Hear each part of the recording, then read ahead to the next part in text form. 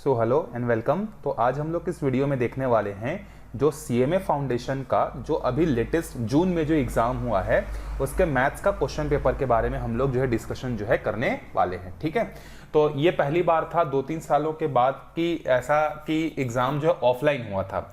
इससे पहले 2-3-4 अटेम्प्ट जो थे वो सारे एग्जाम्स कैसे हो रहे थे, ऑनलाइन हो रहे थे। ठीक है, तो इस बार का पेपर थोड़ा सा कंपैरेटिवली ऑफलाइन होने के कारण थोड़ा सा टफ लगा मुझे। बाकी तो पेपर काफ़ी ज़्यादा इजी था। अगर आप थोड़ा भी एफर्ट लगाए होते तो आपका आराम से जो है क्या हो जाता, 50 आउट ऑफ 50 सारे क्वेश्चन आपको सही जो है हो जाता, आप 100 आउट ऑफ 100 जो है ला सकते हैं। हमारे बहुत सारे स्टूडेंट्स ऐसे हैं जिनको जो है 96, 94, 92 तक भी जो है मार्क्स जो है इनके आए हुए हैं। ठीक है, तो एक बार जो अभी सीएमए फाउंडेशन में है उनके लिए एक रफ आइडिया आपको मिल जाएगा इस वीडियो को देखकर कि किस टाइप के क्वेश्चन आपको पढ़ने हैं और किस टाइप के क्वेश्चन आपको फाइनल एग्जाम के लिए प्रैक्टिस करना है। ठीक है, तो पहले हम लोग इसको अलग अलग पार्ट्स में देखेंगे। 10-10, 15-15 क्वेश्चन का जो है क्या करेंगे, वीडियो बनाएंगे। ज्यादा लंबा बनाएंगे तो थोड़ा सा बोरिंग हो जाएगा। ठीक है, तो हम लोग थोड़े छोटे छोटे पार्ट्स में बनाएंगे और कंप्लीट सॉल्यूशन जो है क्या करेंगे, देखते जाएंगे। ठीक है, देखो पहला क्वेश्चन क्या दिया है हमें, the ratio of salaries of 2 person in an factory are in the ratio 5:7 if the second person receive 12,000 more than the first person, then the salary of second person is. देखो ये ratio and proportion का question है पहले chapter का। ठीक है, मतलब क्या बोल रहा है कि दो आदमी हैं जो फैक्ट्री में काम करते हैं और उनके इनकम का जो रेशियो है वो कितना है, 5:7 है। अब हमें दो आदमी के इनकम का रेशियो पता है।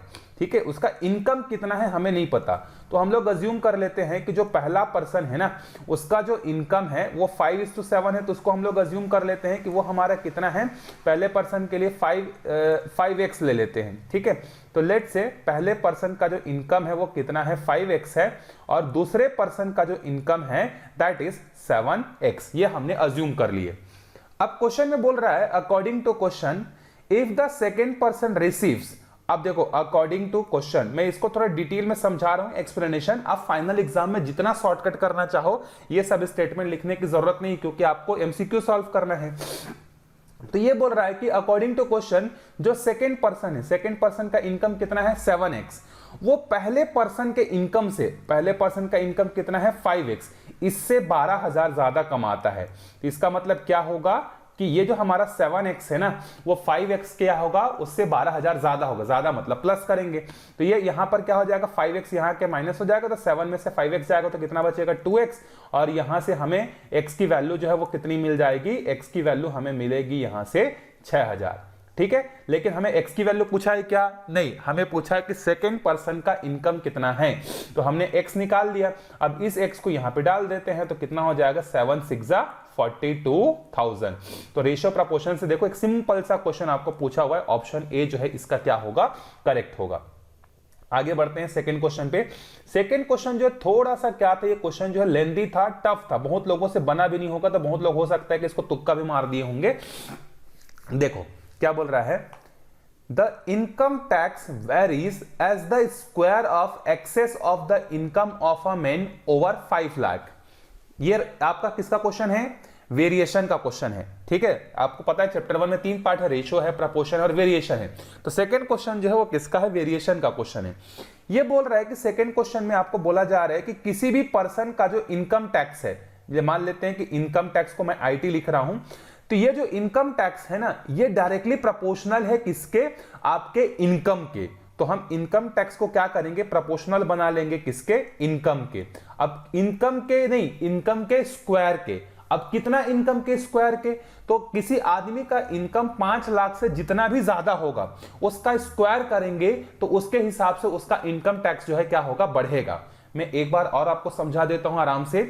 किसी भी पर्सन का जो इनकम टैक्स है वो उसके इनकम के स्क्वायर के डायरेक्टली प्रोपोर्शनल है। आपने दो चीजें पढ़ी होगी, एक डायरेक्टली प्रोपोर्शनल पढ़ा होगा और एक इनडायरेक्टली प्रोपोर्शनल पढ़ा होगा। तो डायरेक्टली प्रोपोर्शनल जो है इस तरीके से उसको लिखा जाता है।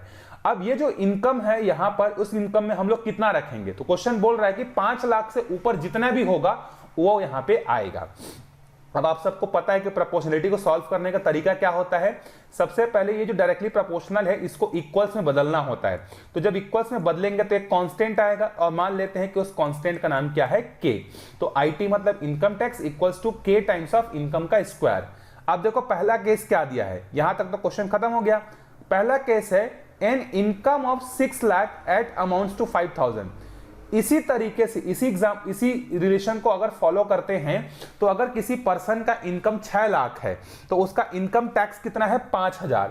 तो यहां पर हम लोग बाउंड्री कंडीशन को पुट करेंगे, यहां पर इनकम टैक्स में रखेंगे 5000 और के जगह रखेंगे के, और इस इनकम के जगह कितना आएगा, तो 5 लाख से ऊपर कितना है 6 लाख है, तो 6 लाख में से 5 लाख को हटा देंगे तो कितना बचेगा यहां पर 1 लाख का स्क्वायर। ये बात आई होप आपको समझ में आ गया होगा। Income tax is directly proportional to the income of a person over 5 lakh. 5 lakh से ऊपर जितना भी इनकम होगा उसके स्क्वायर के प्रोपोर्शनल है।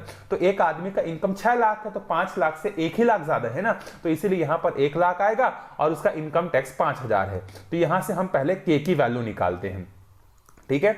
तो के की वैल्यू जब निकालेंगे तो ये 1 लाख का जो स्क्वायर है ये नीचे आके इसको क्या करेगा, डिवाइड करेगा। तो मैं यहां पर 1 लाख का स्क्वायर ना करके 2 बार में 1 लाख इंटू 1 लाख कर देता हूं, 1 लाख इंटू 1 लाख इस तरीके से कर देता हूं। तो 1 2 3 3 0 कैंसिल, 1 2 3 3 0 कैंसिल, 5 1 जा 5 20 जा। अब यहां से देखो के की वैल्यू कितनी आ जाएगी, ये हुआ 20 और इसका जो है 5 जीरो और लगाते हैं तो 1 2 3 4 5, ये हो गया हमारा के का वैल्यू। आपने यही पढ़ा है ना सबसे पहले वेरिएशन के क्वेश्चन में, आपको जो कांस्टेंट होता है उस कांस्टेंट की वैल्यू निकालनी होती है, तो कांस्टेंट की वैल्यू ये आ गई। अब पूछ रहा है कि अगर इसी स्कीम में हम लोग आगे बढ़ते हैं, अकॉर्डिंग टू क्वेश्चन अगर हम इसी स्कीम से आगे बढ़ते हैं तो अगर किसी पर्सन का इनकम 8 लाख है तो उसका इनकम टैक्स कितना होगा। तो अब इस रिलेशन को फिर से फॉलो करते हैं, इसको नहीं नीचे वाले को फॉलो करते हैं, ठीक है, नीचे वाले को, ये वाला से ये वाले को, ठीक है। तो अभी तो हमें आईटी निकालना है, इनकम टैक्स कितना होगा ये निकालना है, तो इसको ऐसे ही लिखते हैं। के के जगह कितना आएगा, देखो के के जगह ये वाली वैल्यू को पूरी डाल देंगे, ठीक है। 6 0 1 2 3 4 5 6 और उसका इनकम का स्क्वायर करना है, देखो फॉर्मूले में। तो उस आदमी का इनकम कितना है 8 लाख, 5 लाख से कितना ज्यादा है, 5 लाख से 3 लाख ज्यादा है, तो यहां पर 3 लाख का स्क्वायर करेंगे। तो 3 लाख का स्क्वायर ना करके मैं 2 बार 3 लाख इंटू 3 लाख जो है कर देता हूं, ठीक है। स्क्वायर का मतलब वही होता है 2 बार इंटू करना, तो मैं इस तरीके से इसको कर देता हूं। 6 जीरो काट देते हैं, 1 2 3 4 5 6 और 3 और 2 5 और 1 6, फिर ये हो जाएगा 2 1 जा और ये हो जाएगा 2 15 जा, तो 15 3 जा कितना हो जाएगा 45,000।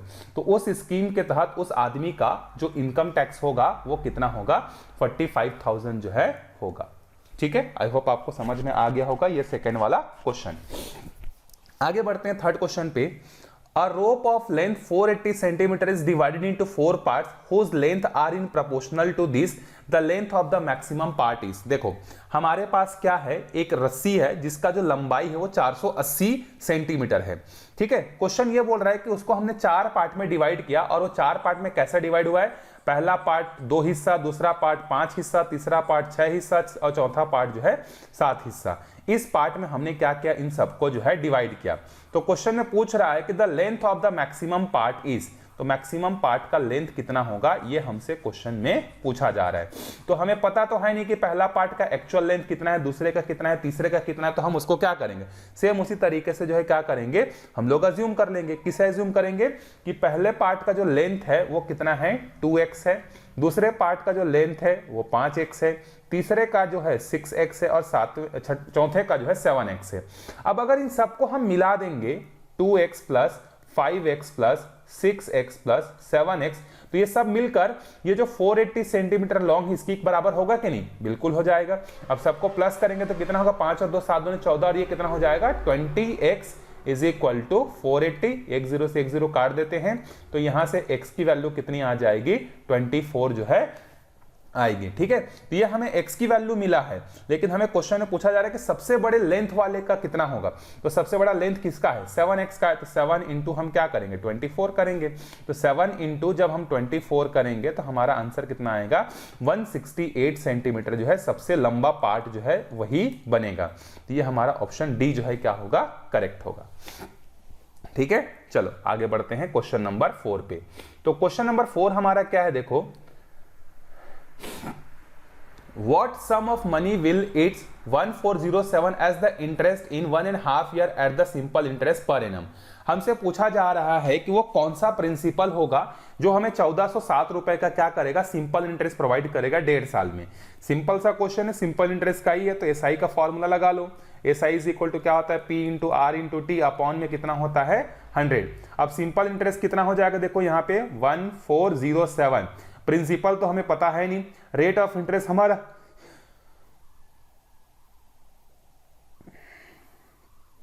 रेट ऑफ इंटरेस्ट हमारा 14% है, टाइम हमारा 1.5 साल है, और नीचे में आ जाएगा हमारे पास 100। अब देखो पहले तो ये 100 इसको जाके इंटू करेगा तो ये कितना हो जाएगा 140700 हो जाएगा, और 14 इंटू हम करेंगे 1.5, तो 14 इंटू 1.5 करने से ये आएगा 21 आ जाएगा। ठीक है, अब अगर हमें यहां से प्रिंसिपल चाहिए तो हम इसको क्या करेंगे, 14070 को 21 से क्या कर देंगे, डिवाइड कर देंगे, तो 14070 डिवाइडेड बाई 21, तो ये आ जाएगा 6700 रुपए। तो ये हो जाएगा हमारा ऑप्शन ए जो है करेक्ट हो जाएगा। ठीक है, आई होप आपको ये चौथा क्वेश्चन समझ में आया होगा, काफी इजी था, कोई डिफिकल्ट क्वेश्चन नहीं है। थोड़ा सा आप अगर प्रैक्टिस करोगे तो सीएमए का एग्जाम निकालना कोई बहुत बड़ी बात नहीं है, आप आराम से जो है बहुत अच्छे 350 प्लस 300 प्लस मार्क्स जो है क्या कर सकते हो, बड़ा इजीली जो है ला सकते हो। थोड़ा सा टफ होता है मैथ्स का पेपर, बाकी अकाउंट्स, लॉ, ये सब पेपर तो बहुत ईजी होते हैं, आप बड़े आराम से उसको टैकल जो है कर सकते हो। ठीक है, अगर आपको और भी पूरे चैप्टर्स के वीडियो चाहिए होंगे, चैप्टर 1, चैप्टर 2, चैप्टर 3, चैप्टर 4 के पूरे डिटेल में आपको सिलेबस वाइज वीडियो चाहिए होगा तो आप कमेंट करके बता सकते हो। मैं बिल्कुल पूरी तरीके से आपके लिए फ्री ऑफ कॉस्ट जो है वीडियोस एक एक चीज पूरे डिटेल में अच्छे से जो है आपके लिए बिल्कुल मैं ला दूंगा। ठीक है, चलो अब आ जाते हैं क्वेश्चन नंबर 5 पे। क्वेश्चन नंबर 5 हमारा क्या बोलता है, देखते हैं। क्वेश्चन नंबर 5 है, अ सम of money becomes 3364 at 16% compounded annually for 2 years. The sum of money is, मतलब बोल रहा है कि कोई एक प्रिंसिपल है जो हमें नहीं पता, लेकिन वो 2 साल में 3364 रुपए बन रहा है। तो कोई भी चीज जब फ्यूचर में होता है तो उसको हम क्या बोलते हैं, अमाउंट बोलते हैं। तो ये जो 3364 रुपए है, 3364, that will be your amount.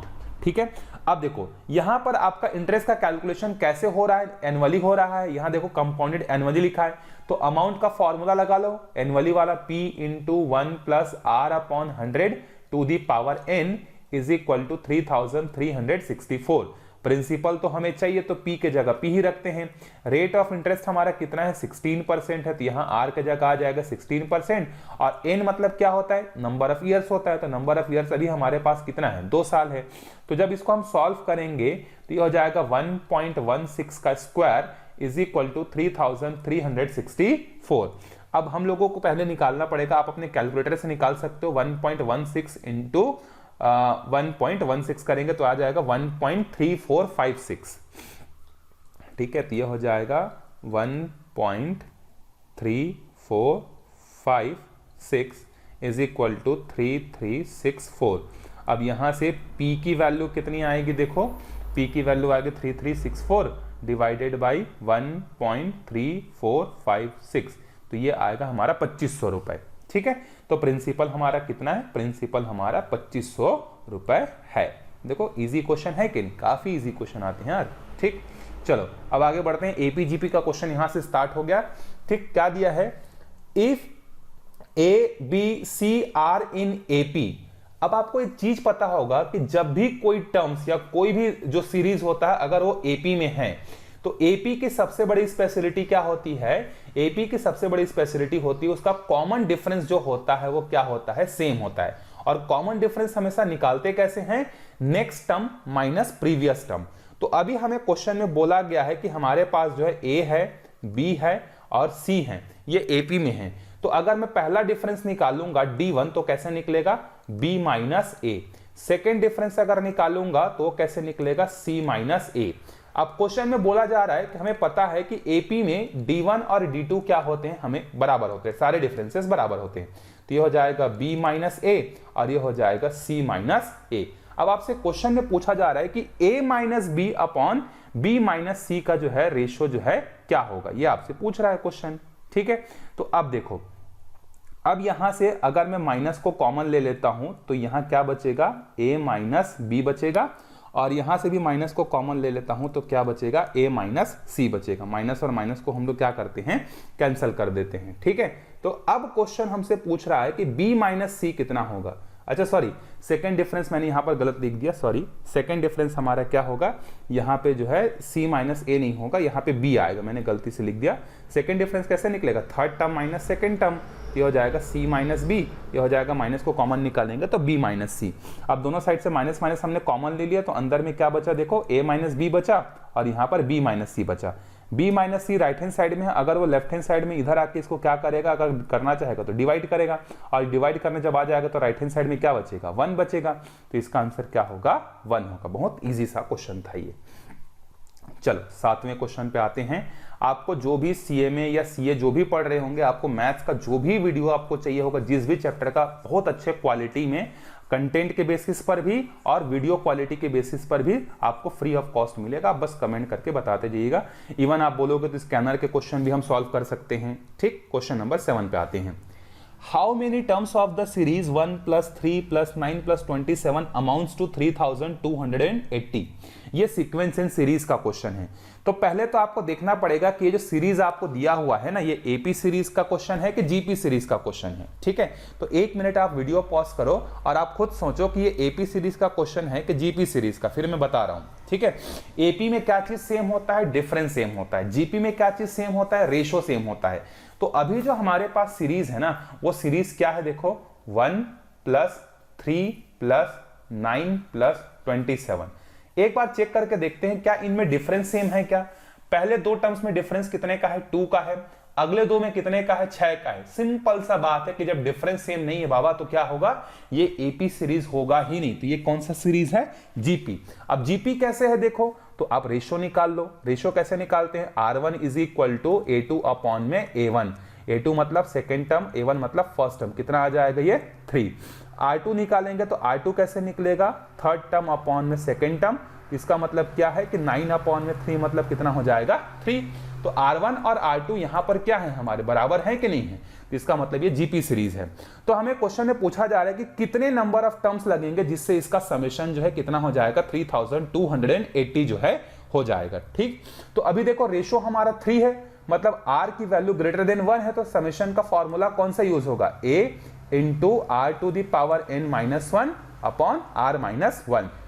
और देखो हमें तो पता है नहीं कि कितने टर्म्स का समेशन लगेगा, तो हम अज्यूम कर लेते हैं कि nth टर्म का जो समेशन है ना वो 3280 है। तो हमने यहां पर अज्यूम कर लिया कि nth टर्म का समेशन हमारा इतना है। अब Sn के जगह कितना आ जाएगा, 3280 आ जाएगा। फर्स्ट टर्म हमारा कितना है, 1 है। कॉमन रेशो हमारा 3⁻n−1 और नीचे में आएगा 3-1। अब इसको आपको सॉल्व करना है। तो जब इसको हम सॉल्व करेंगे तो ये हो जाएगा 3280 विच इज इक्वल्स टू, यहाँ पर हो जाएगा 3 की पावर में n-1 और 3 में से 1 जाएगा तो कितना बचेगा, 2। अब इस ये जो 2 है इसको जाके क्या करेगा, इंटू करेगा तो ये हो जाएगा 0, 8 दूनी 16, 2 दूनी 4 और 1 5, 3 दूनी 6 इज इक्वल टू 3n-1 हो जाएगा। ठीक है, अब ये -1 यहाँ जाके प्लस हो जाएगा तो हो जाएगा 6561 इज इक्वल टू 3n। अब 3 को कितने बार इंटू करने से 6561 मिलता है वो देख लो। ठीक है, 8 बार करने से। ठीक, तो इसको हम क्या कर सकते हैं, 3⁸ इज इक्वल टू 3n। दोनों का बेस सेम है, पावर को कंपेयर करेंगे तो n की वैल्यू कितनी आ जाएगी, यहां से 8 जो है यहां से वैल्यू आ जाएगी। ठीक है, चलो अब देखते हैं क्वेश्चन नंबर 8 जो है ये टाइम एंड डिस्टेंस का क्वेश्चन है। ठीक है, क्वेश्चन नंबर 8 और 9 2-3 क्वेश्चन देखेंगे, 10-10 करके 4-5 पार्ट में आ जाएगा ताकि आप उसको अच्छे से ग्रैब कर सको। ठीक है, फास्ट नहीं करेंगे। चलो आगे बढ़ते हैं हम अगले प्रश्न पे, क्वेश्चन नंबर 8 पे। ठीक है, आप लोग साथ में नोट भी करते जाइएगा, ये अलग से कॉपी बना सकते हो या जो आपके मैथ्स की जो रेगुलर कॉपी है आप उसी में इसको एड ऑन भी कर सकते हो। ठीक है, चलो। A car takes 5 hours to travel 100 km. How much time would be required to cover the distance of 90 km? Simple सा क्वेश्चन है कि एक आदमी 5 घंटे में 100 किलोमीटर जाता है। तो स्पीड का फॉर्मूला क्या होता है, डिस्टेंस अपॉन में टाइम। तो डिस्टेंस कितना है, 100 किलोमीटर, टाइम कितना है 5 घंटे, तो स्पीड कितना आया 20 किलोमीटर पर आवर आ गया। अब क्वेश्चन में पूछ रहा है कि 90 किलोमीटर का जाना है, तो now again speed is equal to distance upon time. अभी हमें टाइम चाहिए, तो ये टाइम यहां आ जाएगा और ये स्पीड इधर जाके इसको डिवाइड करेगा। तो डिस्टेंस हमारा कितना है 90 किलोमीटर, और हमारी कार की स्पीड कितनी है ये हो जाएगा 4.5 आवर। ठीक है, 4.5 घंटे जो है लगेंगे यहाँ पे। ठीक है, अच्छा यहाँ पे ये 8 होगा ना करेक्ट आंसर इसका। चलो अब आगे आते हैं हम लोग क्वेश्चन नंबर 9 पे। देखो क्वेश्चन नंबर 9 जो है ये इंडाइसेस का क्वेश्चन है ना। इंडाइसेस के अगर फॉर्मूले आपको अच्छे से याद होंगे तो आप इसको भी बहुत आराम से टैकल जो है कर सकते हो, कोई बहुत बड़ा चीज जो है नहीं है।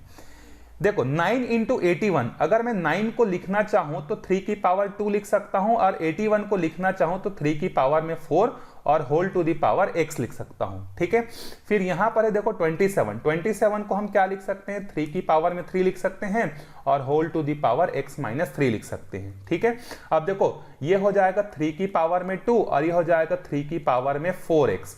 अब ये हो जाएगा 1 अपॉन में 3, इनको जाके इनटू करेगा तो ये हो जाएगा 3x माइनस 9। हमने पढ़ा है कि नहीं, कोई एक नंबर है a, इसकी पावर है m, whole to the power है n, तो ये दोनों पावर इंटू होते हैं, तो ये 3 और ये इंटू होंगे, जैसे ये 4 और ये x इंटू हुए। अब देखो ये दोनों इंटू हो रहे हैं, दोनों का बेस सेम है, तो पावर को क्या कर सकते हैं प्लस कर सकते हैं। और ये जब ऊपर जाएगा तो मैं इसको लिखना चाहूं डिजाइन चेंज करके तो मैं ऐसा लिख सकता हूं कि नहीं। हमने एक और रूल पढ़ा हुआ है कि अगर 1 अपॉन में a है तो ये ऊपर जाके a की पावर -1 हो जाता है, तो ये भी तो ऊपर जाके ऐसा हो जाएगा। अब देखो यहां से एक बार मैं और समझा देता हूं। जो 9 था उसको हमने लिखा 3 की पावर में 2, जो 81 था उसको हमने लिखा 3 की पावर में 4 whole to the power x, और 27 को हमने लिखा 3 की पावर में 3। ये वाला हमने रूल लगाया कि कोई एक नंबर है उसकी कुछ पावर है और होल टू दी पावर है, तो दोनों पावर आपस में इंटू हो जाते हैं। तो यहाँ पर 4 और x आपस में इंटू हुए, ये 3 और x माइनस 3 आपस में इंटू हुए। फिर ये जो 1 अपॉन था ये ऊपर जाके माइनस हो गया, दोनों साइड का बेस सेम है, तो पावर को हम क्या करेंगे कंपेयर करेंगे, तो 4x प्लस 2 और ये माइनस 3x माइनस 9 हो जाएगा। ठीक है, अब इसको थोड़ा सॉल्व कर लेते हैं, तो हमें यहाँ से x की वैल्यू जो है मिल जाएगी। तो ये हो जाएगा माइनस 3x और ये हो जाएगा माइनस माइनस प्लस हो जाएगा। ठीक है, अब यहां से देखो ये माइनस यहां जाके कितना हो जाएगा प्लस हो जाएगा, तो ये हो जाएगा हमारा कितना 7x, ये प्लस 2 यहां जाके क्या हो जाएगा हमारे पास -2 हो जाएगा, तो 7x इज इक्वल टू आएगा 7, तो x की वैल्यू आएगी हमारे पास 1। ठीक है, चलो एक लास्ट क्वेश्चन और देखते हैं, क्वेश्चन नंबर 10 को। ठीक है, 10 और 11 दोनों देख लेते हैं, इजी क्वेश्चन है। देखो 10 क्या है, सेट A हैज 2 एलिमेंट, एक सेट है हमारे पास A जिसमें 2 एलिमेंट है, एक सेट है B जिसमें हमारे पास 4 एलिमेंट है, और क्वेश्चन बोल रहा है कि A जो है वो B का सबसेट है, then the number of element in A intersection B। तो A में 2 सेट हैं, A में 2 एलिमेंट हैं और B में 4 हैं। तो जैसे मान लेते हैं कि A में जो 2 एलिमेंट हैं वो 2 और 3 हैं, और B में जो 4 एलिमेंट है वो मान लेते हैं कि 1 2 3 और 4 है। और क्वेश्चन बोल रहा है कि A जो है सबसेट है B का। देखो A सबसेट है कि नहीं B का, A के सारे एलिमेंट B में है कि नहीं। सबसेट का मतलब क्या होता है, कोई सेट किसी दूसरे सेट का सबसेट कब बनता है, जब उसके सारे एलिमेंट दूसरे में होते हैं। तो देखो A जो है B का सबसेट है कि नहीं, A के 2 और 3 यहां प्रेजेंट है कि नहीं, बिल्कुल है। तो क्वेश्चन पूछ रहा है कि जब हम A इंटरसेक्शन B निकालेंगे, इंटरसेक्शन का मतलब होता है कॉमन, तो इन दोनों में कॉमन क्या आएगा 2 और 3, तो कितने एलिमेंट कॉमन होंगे, 2 एलिमेंट यहां पर कॉमन होंगे। ठीक है, उसके बाद देखो क्वेश्चन नंबर 11, एक सेट है हमारे पास A जिसमें P Q R S T है, दूसरा सेट है B जिसमें S T L P M है। आपको B माइनस A बोला है, तो B माइनस A का मतलब क्या होता है, all the elements of B which are not present in A। B के वो सारे एलिमेंट जो A में प्रेजेंट नहीं है, यहां S है तो यहां भी S है, काट दो, यहां T है तो यहां भी T है, इसको भी काट दो। B में L है लेकिन यहां नहीं है, तो एक चीज आएगा L। P है तो यहां भी P है, M है तो यहां नहीं है। तो B के ऐसे 2 एलिमेंट हैं L और M जो A में नहीं है, तो B माइनस A का होगा L, M। ठीक है, तो इस वीडियो में यहीं तक देखेंगे। अगले वीडियो में फिर हम लोग लॉग के क्वेश्चन जो है स्टार्ट करेंगे सॉल्व करना। तब तक वीडियो को शेयर कीजिए, मिलते हैं अगले वीडियो में, तब तक के लिए बाय बाय।